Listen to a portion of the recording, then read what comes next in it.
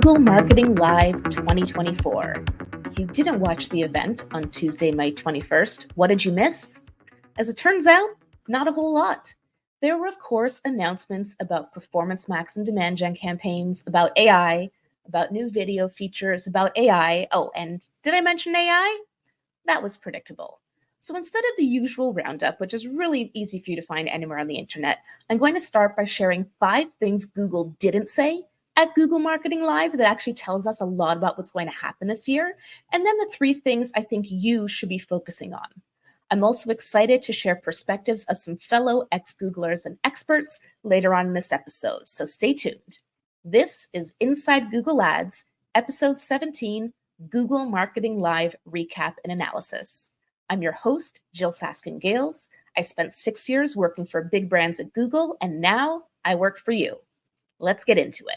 The first thing I noticed is how there was a lot of emphasis on visual search and AI search and nothing at all about keywords. And that makes sense. We've all been predicting the death of keywords for a while. Like, how can a keyword-based campaign show on an ad for an image search, right? What would the search term report even show? Or how can a keyword-based campaign show an ad on a search for where can I find comfortable shoes for summer that are still stylish and provide arch support and not in black? You know, that's what more and more searches are getting like. They're getting longer, they're getting conversational. Google proclaimed that the power pair, their words, not mine, is search plus performance max. And while that does make a good sales narrative to get businesses to adopt performance max, it doesn't leave much more room for keywords in this world. I've talked on recent episodes about how match types have really changed, which fundamentally changes the way keywords work now in 2024. And it's very clear that if you haven't started testing PMax yet, you absolutely should. It is the obvious way forward in this multimodal environment. Speaking of PMax, we saw that we're going to be able to place shopping ads and search ads in AI overviews. And the GML documentation specifically says your ads from existing AI-powered search and performance max campaigns will have the opportunity to appear within the AI overview. Now, you notice what's not mentioned there? Shopping campaigns. I've reached out to Google's ads liaison, Ginny Marvin, for a comment on this. Haven't heard back yet, as I'm sure she's having an absolutely crazy busy week. But I took this as the first sign that standard shopping may not be long for this world. That's my prediction. Let's see what happens. Okay, something else that was also very clear, there are a bunch of announcements from this year that were also announced last year for cool things like virtual try-on or conversational AI when you're creating search campaigns, but they weren't new. Now, some of these things have actually launched, like the conversational AI. In my opinion, it's really unimpressive. You're better off just using Gemini if you're looking for generative AI help with your keywords and your ads.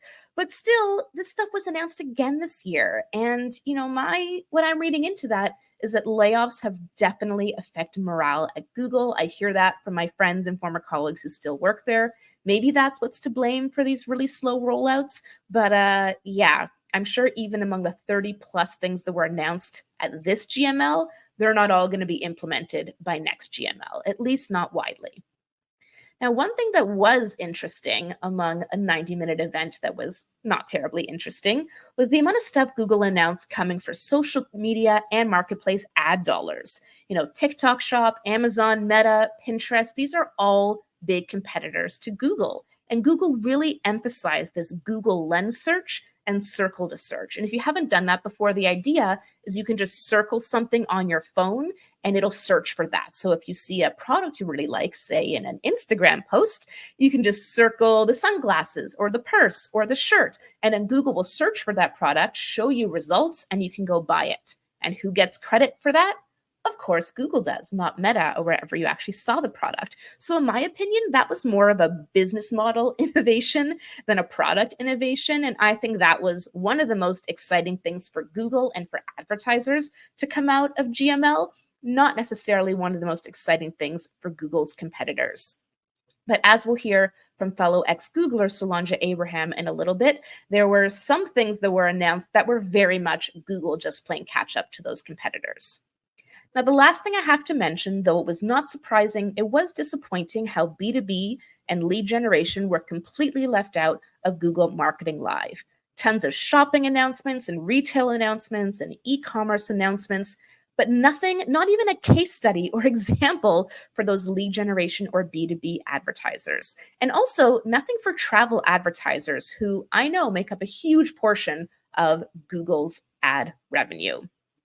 Now, it's worth pointing out that many of the features that were announced, of course, would be applicable for lead gen advertisers or B2B advertisers. Different audiences, different placements, lookalikes, insights. But the fact that of the, 5 or 6 different real life examples they used, none of them were for a lead gen or B2B company, that was disappointing. And I know that a lot of business owners out there really felt that. So those were some of the things that Google didn't say that I think tell us a lot about where their head's at and where product development is going with Google Ads. I want to shift gears now to share 3 key themes based on what Google did say and my recommendations for what you should be focusing on. First is something I talk about a lot, and that is creative. Whether it was generative AI, being able to create images using your branding or products, or whether it was this increased emphasis on visual search results, imagery, especially video too, but imagery was front and center. So if you're the kind of advertiser who has only run search text ads before, you have not dipped your toe into the image or video world, 2024 is the time to start doing that. Next, of course, is AI, and specifically AI overviews, what used to be called SGE, the Search Generative Experience. So advertisers are pleased to know that we can put search and shopping ads into those AI overviews. More details on that are hazy for now, but that is coming. And the feature that I know you wanted, more recommendations, are coming to your Google Ads interface under the category of AI Essentials. Should you follow those recommendations? Maybe, maybe not. Remains to be seen what they are. But what I recommend for you is to make sure your data is in order. Your website is optimized in a way that Google can understand. If you have a Merchant Center feed, that it's not just the default that's pulled in from Shopify, and that it's been optimized as well. Those first-party audiences, bringing your own customer data into Google Ads. These are the kinds of things that you're going to need to be able to drive outsized results for your business. Because when everyone has access to the same AI bidding algorithms and everyone has access to the same AI targeting algorithms, what's going to set you apart? That creative, which I mentioned earlier, and then the data that only you have, that well-optimized website that only you have. And the third thing that was interesting was the fact that Google talked a lot at this event about transparency and control, a few times mentioning giving more control to advertisers. I didn't actually see that control part play out in the announcements, but transparency, yes. A lot of different announcements of new features that are giving us more insights into what those automated campaigns are doing. So for example, in Performance Max, there are more detailed reports and insights coming about who you're showing ads to, where those ads are showing, and how they're performing. With demand gen lookalike audiences, I've seen a lot of people saying they're really excited about. Now it only needs a seed list of 100 people. And I'm not terribly excited about that part of the announcement. The part I like is that you're now going to get insights into the lookalike audience itself. So not your seed list of 100 people, but the lookalike that's generated, you'll be able to see what in-market audiences they're on and what affinities they're on and demographics and locations. And I think that's great. You used to be able to do this for similar audiences before they were deprecated, so I'm excited you can do that for demand gen coming soon. Profit optimization bidding, another thing that people are saying, oh, it's so exciting, bidding for profit. In my opinion, it's not really that exciting because you still need to feed your gross margin data into Google Merchant Center. So not revolutionary, but a nice feature, absolutely. So to wrap it up, what are the 3 key themes that I saw coming out of this event that Google did talk about?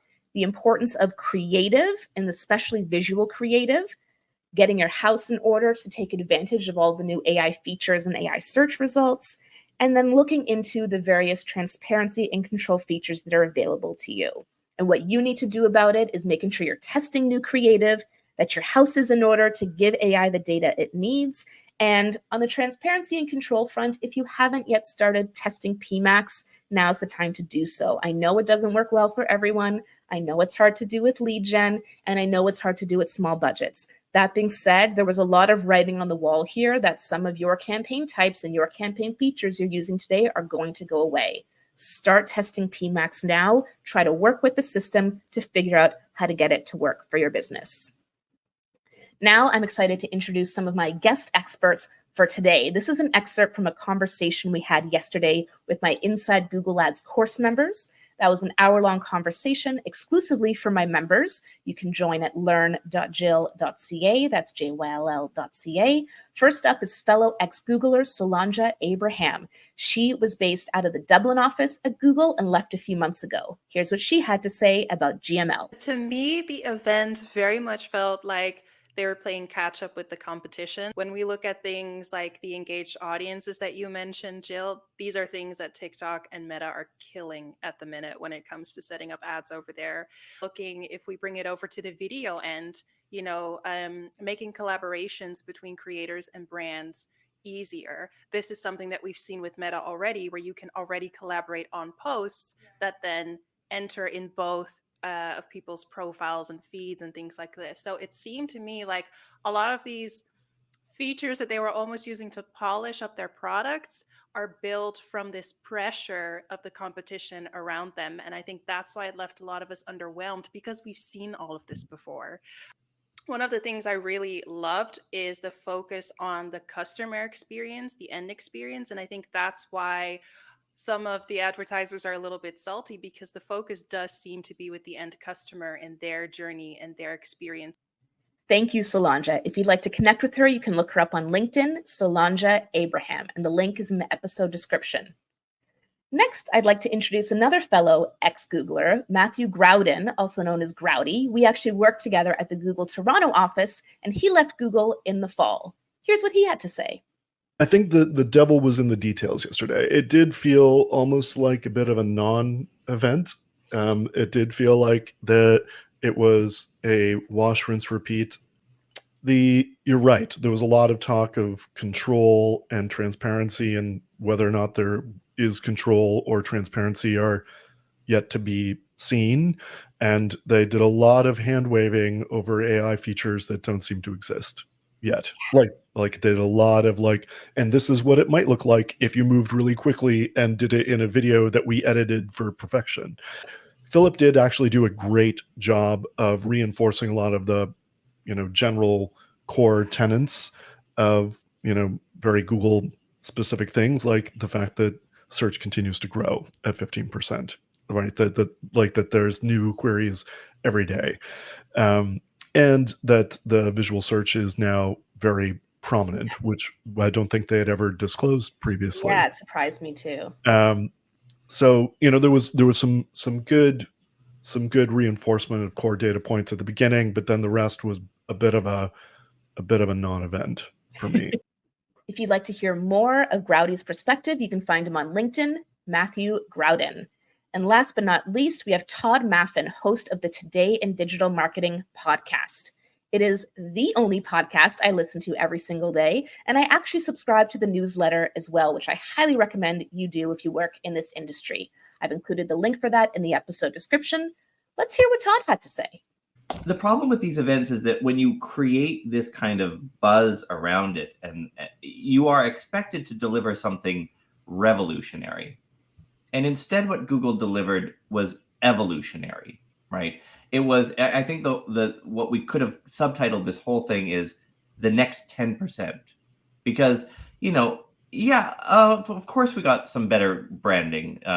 We got some better ads. We got some better, we got a brand kit, which is great. Will it actually, honor our brand kit things, or will it just say, you know what, I know your brand color is blue, but our data says that orange is better for you. I think that's more likely, frankly, than anything. So, I was disappointed not for what they announced, but for the fact that they just simply kind of took it and went the next 10%. To hear more from Tod, be sure to subscribe to the Today in Digital Marketing newsletter, podcast, or both. Thanks for joining me for this special edition episode of Inside Google Ads, all about Google Marketing Live 2024. Next week, join me for episode 18, where I'll answer, what is a good ROAS in Google Ads? plus a new insider challenge for you to solve. I'm Jyll Saskin-Gales, and I'll see you next time inside Google Ads.